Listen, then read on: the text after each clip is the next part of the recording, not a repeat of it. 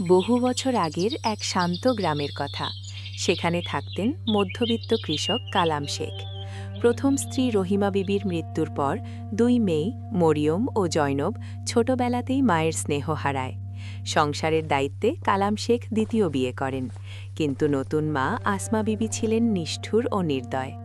কালাম শেখ কাজের জন্য বাইরে গেলে সেই সুযোগে তিনি দুই বোনের ওপর অত্যাচার করতেন।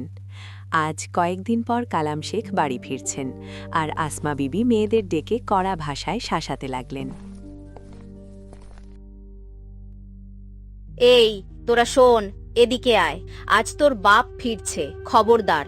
তার আগে যদি দেখি উঠোন ঠিকমতো ঝাড়ু দেওয়া হয়নি বা রান্নার জন্য কাঠ কাটা বাকি আছে, তাহলে হাড়গোড় ভেঙে দেব। তোরা জানিস তো, আমার মেজাজ খারাপ হলে আমি কাউকেই ছাড় দিই না। ঠিক আছে মা, আমরা এখনই সব গুছিয়ে ফেলছি, আমাদের উপর রাগ করবেন না। কিন্তু মা, আমাদের বড় খিদে পেয়েছে। কাল দুপুর থেকে পেটে কিছু পড়েনি। আজ কি এক মুঠো ভাত পাবো? কাজে ফাঁকি দিলে পেটে কিছু জুটবে না। আগে সব কাজ শেষ কর, সন্ধ্যায় দেখা যাবে। আর একটা কথা, তোর বাপ এলে যদি এসব নালিশ করিস, তবে তোদের এই গ্রাম থেকেই তাড়াবো। মনে রাখিস, এই বাড়িতে তোদের থাকার জায়গা আমার দয়াতেই আছে। ঠিক সেই মুহূর্তে বাইরে গরুর গাড়ির শব্দ শোনা গেল। কালাম শেখ বাড়ি ফিরেছেন। আসমা বিবি তড়িঘড়ি করে মুখের ভাব বদলে দরজার দিকে ছুটে গেলেন।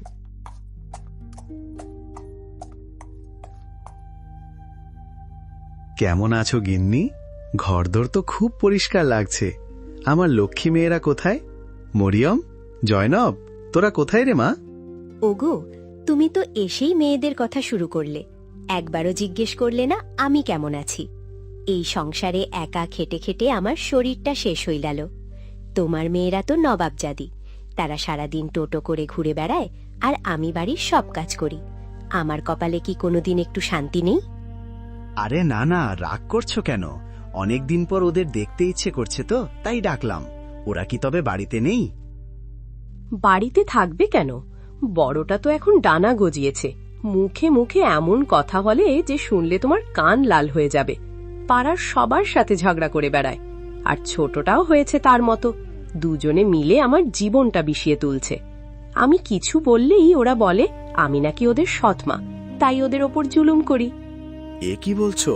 আমার মেয়েরা কি সত্যি এতটা বিগড়ে গেল? আমি তো বিশ্বাসই করতে পারছি না। আমি কি তবে ওদের ভুল শিক্ষা দিয়েছি? ভুল শিক্ষা কি আর তুমি দিয়েছ? একা পেয়ে ওদের মাথায় সব কুচিন্তা ঢুকেছে। এখন তো শুনছি গ্রামের হাটে গিয়ে মানুষের জিনিসপত্র সরাচ্ছে। চুরির বদনাম যদি একবার হয়, তবে আমার মুখ দেখানোর জায়গা থাকবে না। আমি কত কষ্টে ওদের আগলে রাখছি তা শুধু আমিই জানি। চুরি? এই আমি কি শুনছি? কালাম শেখের মেয়েরা চোর হবে? না, এটা আমি মেনে নিতে পারছি না। আসমা, তুমি ওদের ঠিকভাবে শাসন করো না কেন? শাসন করতে গেলেই তো গ্রামের লোক আমায় নিন্দা করে, বলে সৎমা হয়ে মেয়েগুলোকে মারছে। আমার হাত পা বাঁধা গো। তুমিই এখন যা করার করো, নইলে একদিন আমাদের গলায় দড়ি দিতে হবে। ব্যাস, আর কিছু বলতে হবে না। আজ আসুক ওরা, আমি এর একটা বিহিত করেই ছাড়ব। ওদের এত আশকারা দেওয়া ঠিক হয়নি। গ্রামের শেষ মাথায় একটা ধানি জমিতে মরিয়ম আর জয়নব তখন ঘাস কাটছিল। বড় বোন মরিয়ম ছোট বোনকে সান্ত্বনা দিচ্ছিল। জয়নব, আকাশ কালো হয়ে আসছে, চল বাড়ি ফিরি।